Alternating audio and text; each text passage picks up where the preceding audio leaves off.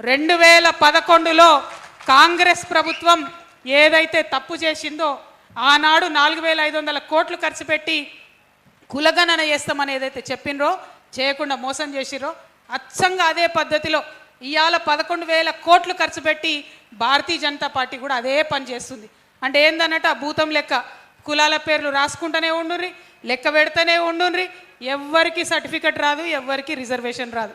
I'm asking Bharatiya Janata Party government, we want to be recognized first recognition, then reservation.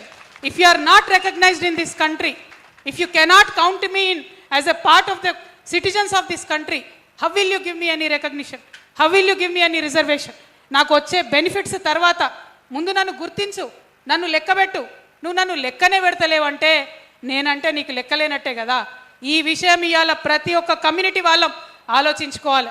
అది SC, ST, BC, OC అందరం కూడా ఆలోచించుకోవాలి. ఎందుకు లెక్క పెట్టరాదు?